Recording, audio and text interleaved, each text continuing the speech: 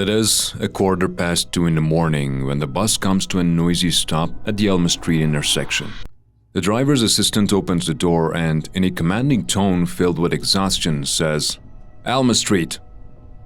He grabs the iron handle and jumps down. I stand up from my seat and look around. Everyone is fast asleep and I am the only one who has to get off. The assistant opens the luggage compartment and places my bag on the ground. I thank him and pick it up. Without responding, he shuts the compartment door, boards the bus, and closes the door. As the bus moves past me, everything is plunged into absolute darkness. The sound of crickets chirping comes from both sides of the road. Ignoring the darkness, I hold my bag and start walking toward the other side of the road. I hear the sound of a car approaching from my left. I turn my head, but see nothing.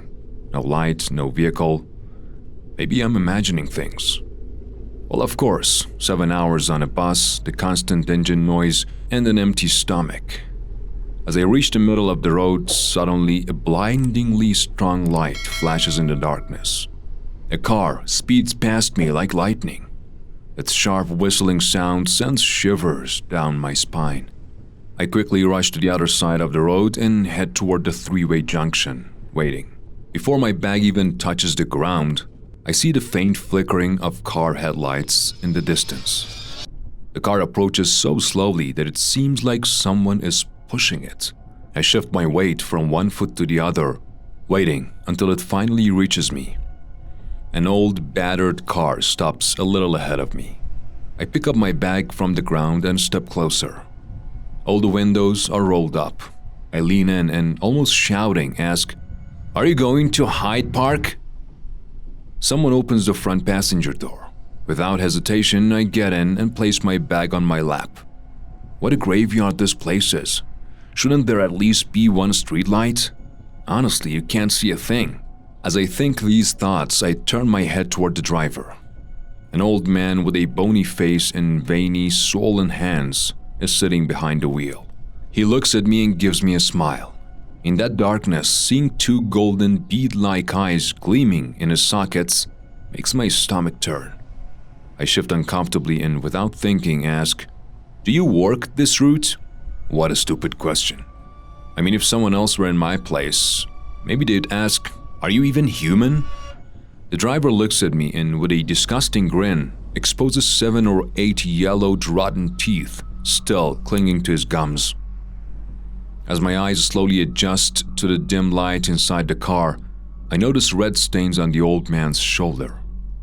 I turn my head to look at the back seat, but I freeze. A blood-soaked corpse is wrapped in plastic. I frantically pull at the door handle, but it won't budge. No matter how hard I try, it's useless. The window crank is missing too. The old man's profile in the dim car interior is terrifying me. A few shop lights appear in the distance, or maybe they're houses. I don't know. I want to scream, but no sound comes out. Pound my fists against the window. The driver glances at me, but this time he isn't smiling. His eyes radiate violence. He mutters something under his breath, then raises his voice. The car stops beside the lights. He extends his hand toward me. It looks bloody. I push it away and recoil. Angrily, he grabs the door handle and yanks it open. With both hands, he shoves me out. I hit the ground, landing on my shoulder. He throws my bag out after me, slams the door shut, and stays seated in the car. A young man comes out of one of the shops and rushes to my side, helping me up. My whole body aches. The driver steps out of the car and, in a loud voice, speaks in an unfamiliar local language to the young man. After a brief exchange with the old man, the young man looks at the back seat and asks me, "What's wrong, bro? Are you sick?" "Blood, no, a body," I stammer, turning toward the car. My voice shakes so much that the young man bursts into laughter. With a long sideburn, he fetches a glass of water from inside the shop and hands it to me, speaking in a calming tone. "Don't worry, brother. You must have been mistaken.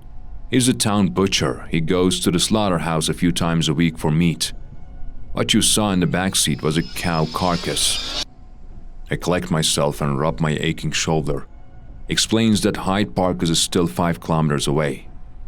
The old man seems to have realized why I panicked. He gets back into his car and once again opens the door for me. Clutching my bag tightly, I thank him and get in. As the car starts moving, I sheepishly apologize to the old man. As I place my bag under my feet, a small identification card on the car floor catches my eye. I lean down and pick it up. Even in the dim light, it looks familiar. I glance at the driver. He stares back at me, then gives a chilling smile. I turn my head toward the back seat. A blood-covered face with long sideburns stares at me from behind the plastic sheet. I'd really appreciate it if you could like the video before I continue the story. Let's get back to the story. It was around 2 in the morning when I left my friend's party and started driving home. The roads were empty, bathed in the dim glow of streetlights, casting long, eerie shadows.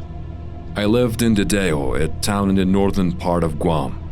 The night was quiet, save for the occasional rustling of palm trees swaying in the breeze.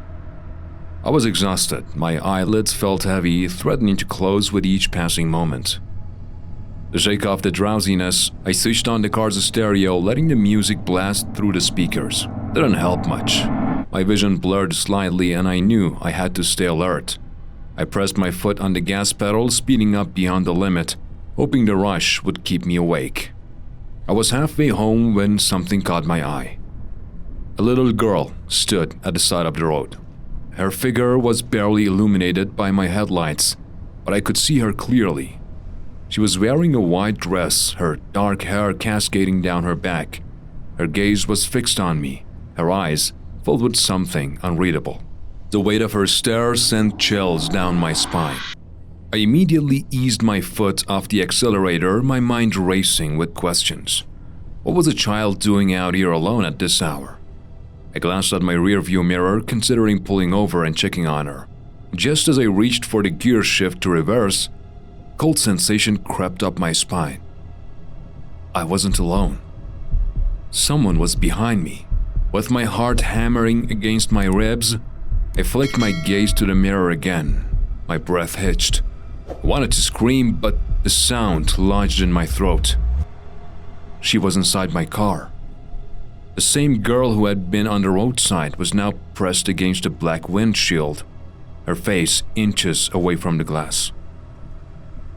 Her dark, hollow eyes bore into mine, unblinking.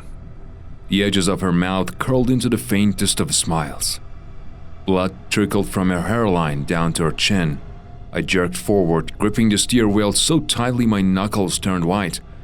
My body trembled as I forced myself to look again. She was gone. I turned around frantically, scanning the back seat. Nothing, no trace of her. My breathing was erratic, my chest rising and falling rapidly. I shifted my gaze back to the road. She wasn't there either. A wave of relief washed over me, but the feeling of unease still clung to my skin. I slammed the mirror upwards, angling it away so I wouldn't have to see the back seat again. My hands shook as I grabbed the wheel, my pulse refusing to slow down. It must have been my imagination, I told myself, just exhaustion playing tricks on me. Still, the sensation of being watched never faded. I stepped on the gas, eager to reach home. The thought of being in my well-lit house, wrapped in the comfort of familiarity, was the only thing that kept me from spiraling into full-blown panic. The streets blurred past, and for a moment, I managed to push the terrifying encounter to the back of my mind. That is, until I pulled into my driveway. The unsettling feeling came rushing back, stronger than before. My fingers twitched as I turned off the engine, my breath shaky. Slowly, I lifted my gaze toward the sidewalk in front of my house.